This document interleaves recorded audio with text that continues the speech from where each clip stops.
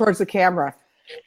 Hello, everyone. Okay. It's Renee and Delene. Delene's coming to you from South Africa, and I'm coming from you from Palm Desert today, California.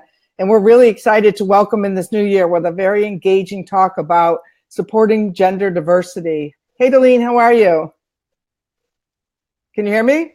Hey, Renee, I'm good. Yes, I can hear you clearly. Okay, so there must be a little lag between South Africa and California. Probably. Well, how's my hair look? So we got some people watching. I could put the comments up, but I'll follow them over here on the side.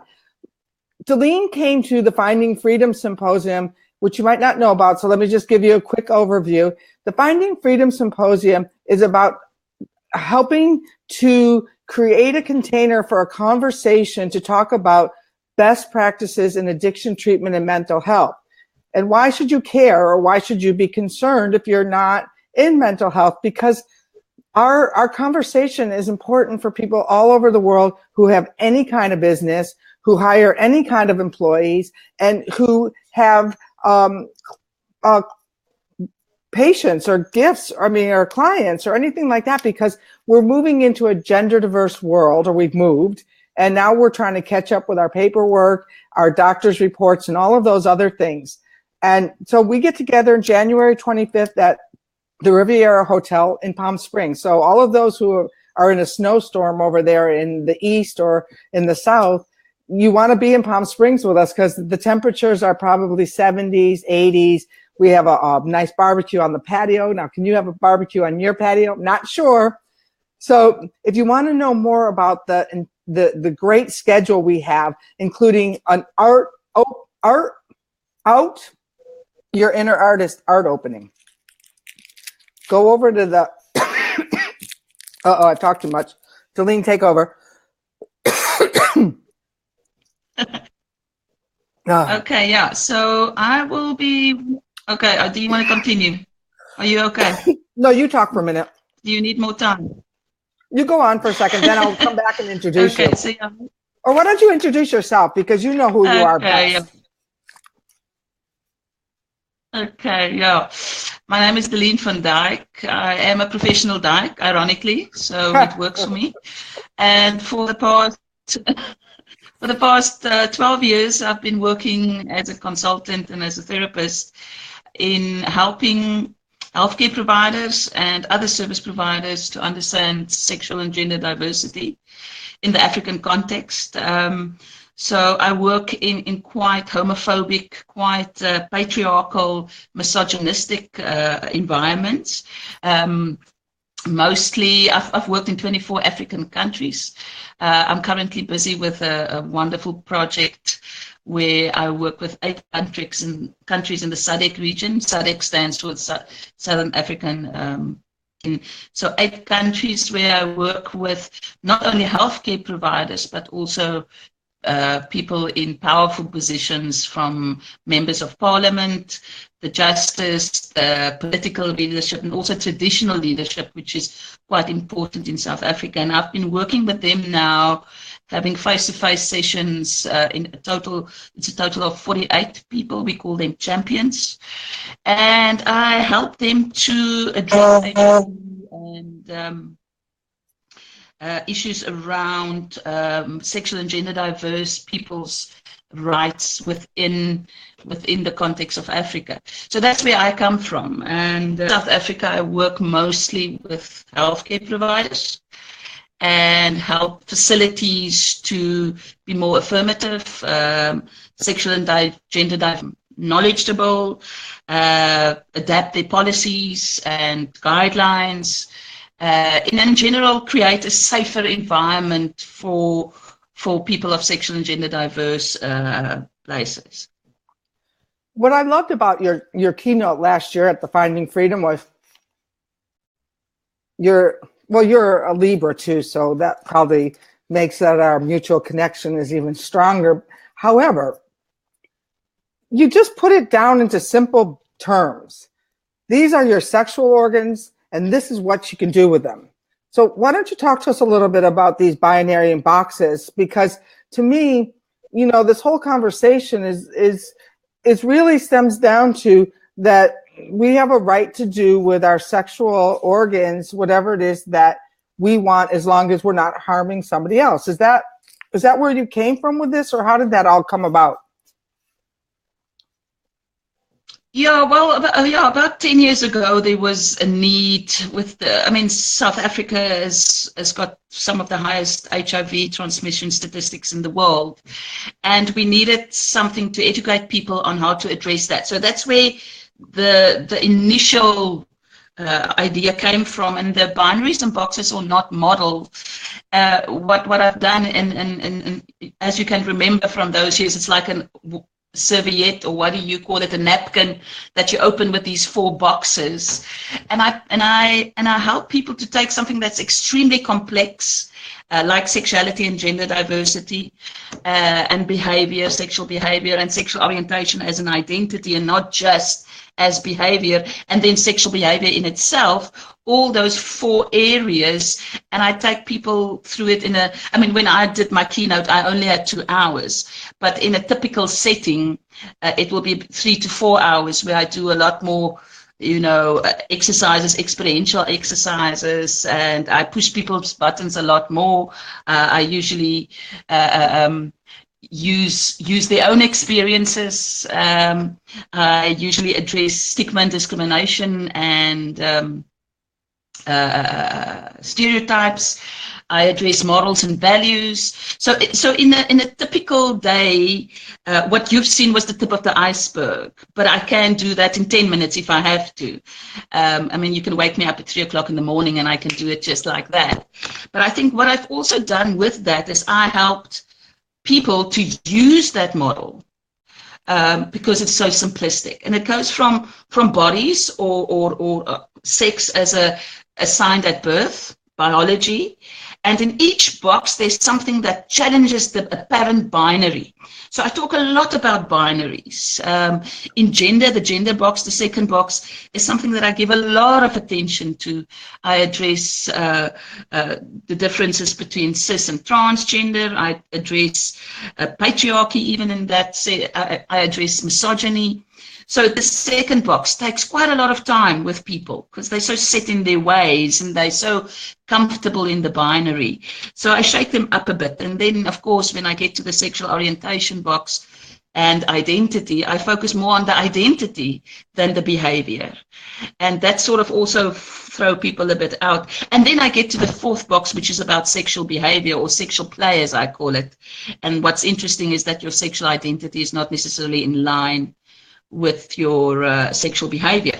So what this binaries and boxes does is it helps people to see the difference between sex assigned at birth as biology, gender as a social construct, sexual orientation as relationships and identity, and sexual behavior, and see how those 4 areas are not the same. And I think that's what I've seen over the past couple of years, is that people have this tendency to confuse sex for gender, gender for sexual orientation, and sexual orientation for sexual behavior.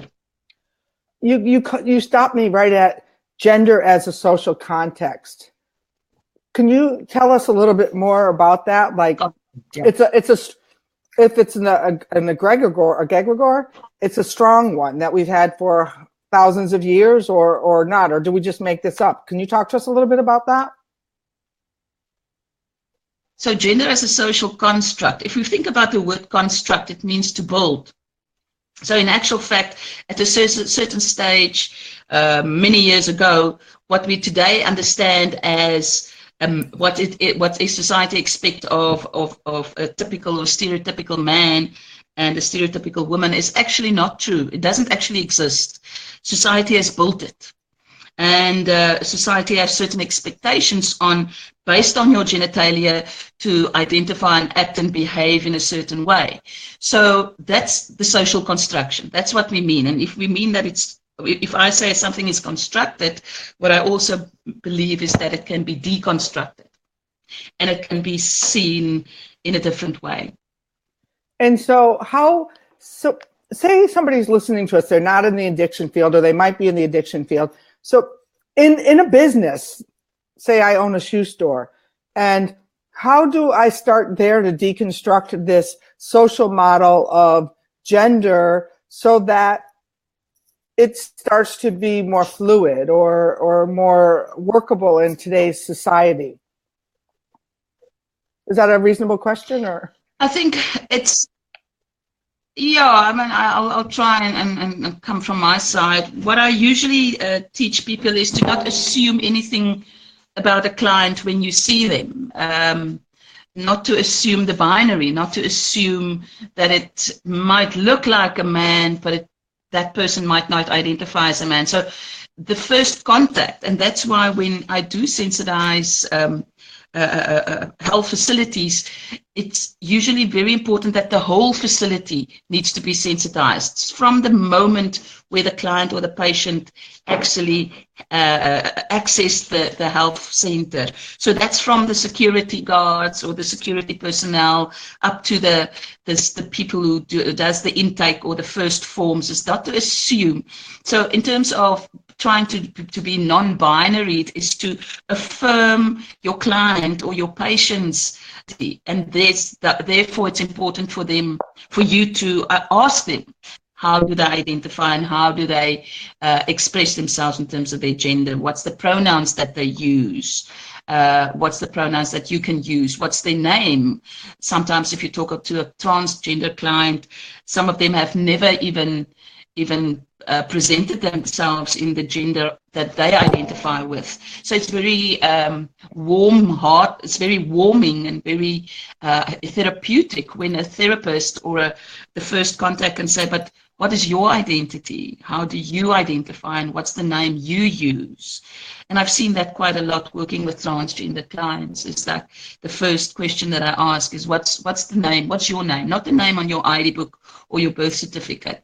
And I think that's the way, is to not to assume when you have a new client, if what you see is not necessarily what you're going to. Often when you offer other possibilities, that gives the client quite a sense of belonging already in the institution or in the facility.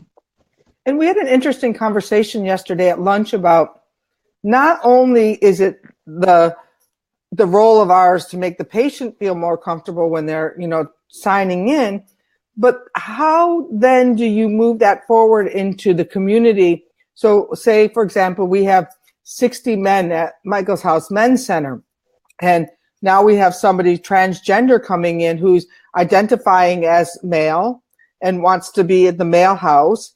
And then how do you see that we can start to make the patients more comfortable in their own process of recovery?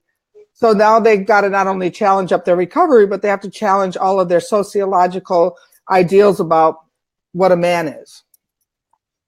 Yeah. I mean, it's challenging, and I wouldn't say that it's an easy job.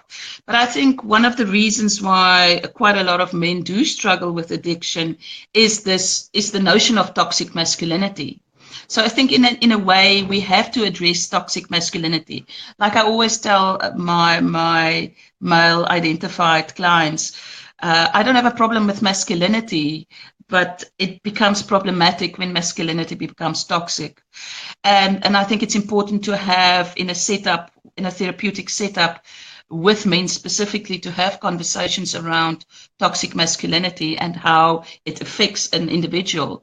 And I'm one of those people that believe that quite a lot of men who suffer from addiction, toxic masculinity is most probably part of the issue.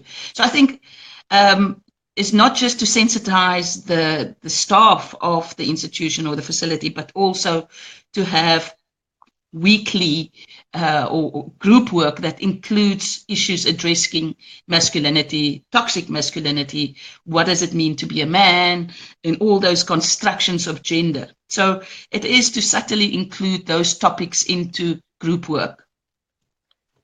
And just give us a little brief. I'm sure you have a big, long description of toxic masculinity.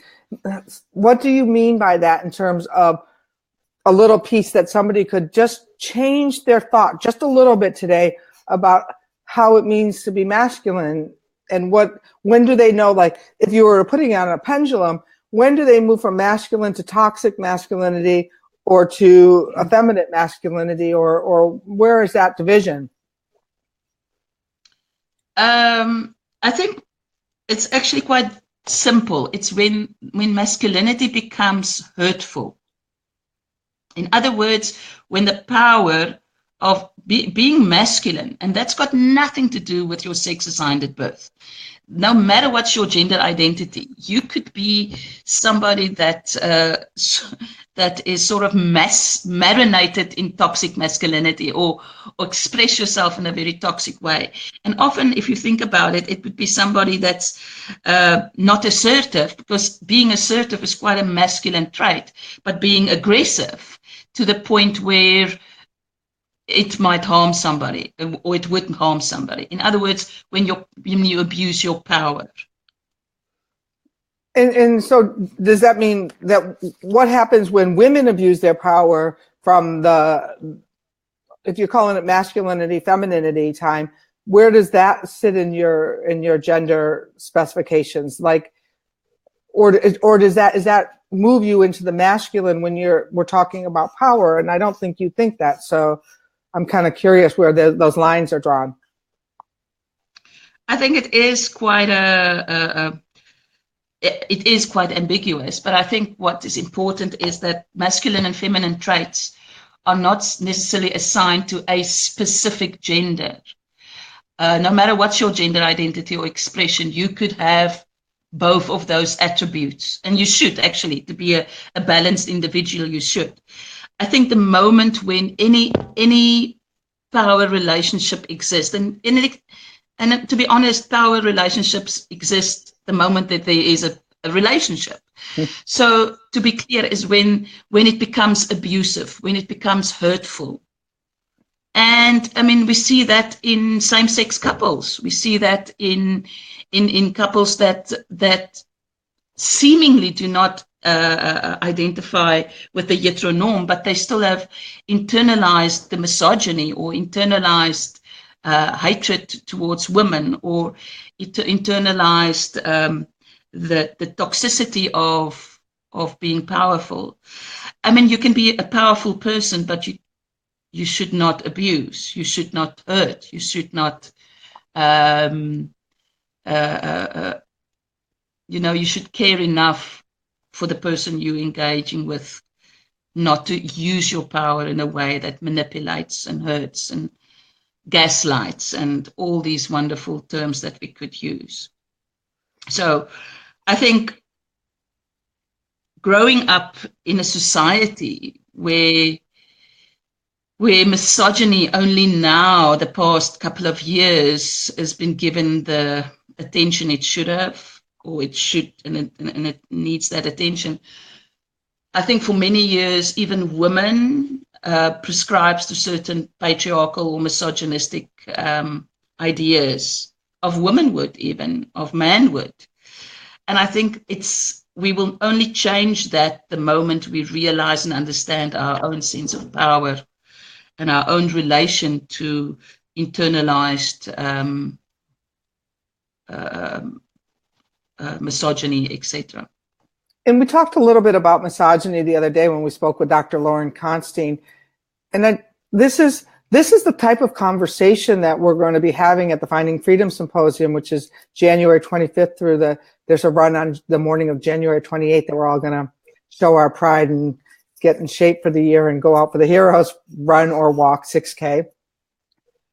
Delene, you're coming all the way back from South Africa, and it takes you, 36 hours to get here? A long time. What makes this conference so special for you that you would embark on that journey again? And you're not even, this year, you're doing a panel and a breakout session. Last year, we had you on the main stage, which was absolutely wonderful. Still, you think it's important enough to be here. And so can you tell people what about this conference is so special and that you traveled, is it 36 hours to get here? Yeah, almost. I think what I love is the people, connecting with people that works basically in the same field and have a very specific passion for this work, and both in the field of LGBTI, or sexual and gender diversity, and addiction, and co-occurring issues. So I think for me that was wonderful when I met all of you guys there and could connect. And I mean, there's a huge difference between what we experience in Africa and specifically South Africa versus the States. I mean, I don't know if you can remember, my introduction then was that you have to remember that South Africa is as big as not LA. LA is as big as Cape Town and Joburg together, but the whole of California. Where are you? California. Yeah. Sorry for that. So California is as big as the whole of South Africa. And I mean, California is your biggest state, one of 54 states. So South Africa is very small. Africa is very small compared, and the services. So what I learned there, what I could exchange, my experiences in quite a homophobic society, sharing my experiences with others, that's just something that money can't buy, and not even a 36-hour traveling can't buy that. Learning new methods, new ways of thinking, of doing, of making sure our patients and clients are better taken care of. And I think what's interesting, it's not only a focus on sexual and gender diverse people. I think what we learned there about latest issues around certain addictions and projects and certain ways of treatment and care, that's also very important. Does not necessarily mean that it's all got to do with sexual and gender diverse people. But I think the sexual and gender diversity or LGBTI issues add a nice flavor to this mix, and it is the main flavor, of course. I mean, it is my family, so I feel safe there. The professional dyke that you are. Yeah, the professional dyke. When I first saw that on there, did she change her name to be Van Dyke, or was she born a dyke? And clearly you were born a dyke. How lucky for you. The rest of us had to come to there someplace along the way. In the flavor, you know, and she's right. On Thursday afternoon, we're going to be starting with a talk about suicide prevention in the LGBTQ community, because there's a greater instance for struggling young people to take this more permanent solution to their temporary problem of discovering themselves in the world. And that's open to the community. We really want to expand that to whoever wants to come. And if you're more interested in the meth and men issues, Terry Gatewood over at Blue Tiger has a whole day event for meth and men with Rob Weiss and Dr. David Fawcett speaking, and Terry. So there's that opportunity. Then we have, which I choked up before because I'm so excited about it, the Out Your Inner Artist contest. And we out all these parts of ourselves, but what about yourself as an inner artist? Like over here, this painting on the wall. Maybe I'll include that. People are going to actually be bringing from treatment centers a piece of art so that people can share that expression of themselves through art. There'll be art there all weekend long. And we kick off the keynotes on Thursday nights with Io Tillett. And Io has gone, and Io now identifies as a man, has gone across the U.S., and now is in the world, because he's somewhere else right now, in France or somewhere, taking photos of people where they put themselves on their own gender scale. So today I'm feeling 80% woman, 20% masculine, and you get to identify yourself. And I'm looking forward to see the collection of his pictures from this worldwide tour that he's on. And then we've got all the clinical discussions at 17 and a half CEUs. I think we lost one in an hour somewhere. Must have been because we're having more fun. And all this other stuff. And then we end with the Hero 6K run and walk on Sunday, which is about bringing people together. This whole event is about bringing a container together of community. Delene, there's people all over have access to this playback. Just leave us with one small thought, that no matter what business you're in or how you want to structure yourself, one change that people could make towards not assuming anyone's gender identity in 2018, where would we start? I think the awareness every morning when you wake up that you live in a gendered society, and just become more aware of that, how society keep on forcing us to live in the binary. And if you comfortably fit in that binary, it's all okay. But there's a whole bunch of people who do not comfortably fit in that binary anymore, and it's going to happen more and more. So that just the basic awareness from the moment you use a public toilet, from the moment you get addressed by somebody, think about it.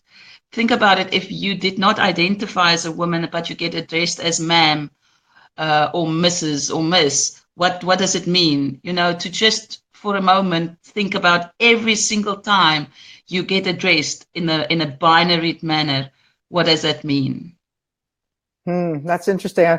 I'll never forget the first time I was ma'amed. I thought, oh my God, I'm over the hill. Forget which gender I was. If you want to know more about this conference and more about the complete schedule, please head on over to the LGBTQsymposium.com. Very simple, LGBTQsymposium.com. Now, we have this without all of the other initials that go afterwards, and that was just a choice of, not that everyone else isn't included, because we certainly are a safe container for anyone who wants to be here and share in this conversation, no matter how you identify. And all we ask is that you come with an open heart and a willingness to take maybe one or two things home with you that you hadn't thought of before. Delene, it's late where you are. We really appreciate you getting on here live. And for one, last year we took Delene up the tram to show her snow, which she had never seen before. So what is that one experience that we can offer you this year? Yeah, we'll find something. I'm sure we will. All right, everyone. Maybe we'll get into a spring, one of the springs in Palm Springs. Oh, yeah, we've got some great mineral waters over here. Maybe we'll take you up to Desert Hot Springs to soak, up into two bucks. Now there would be a treat. That would be. Anyone who's listening, do you have any questions here, please feel free to put them in the chat box. Delene and I will both check back on the spot and answer you. You can reach her and private message her. I'm sure if the question's too private, or private message me, and I'm happy to share with her. And we really want to thank you today for listening. And Delene, I will see you in 3 weeks today. Yay! See you in 3 weeks. All right. Thank you, Renee. All right, thank you. Much appreciated. Okay, bye-bye. Bye. Bye.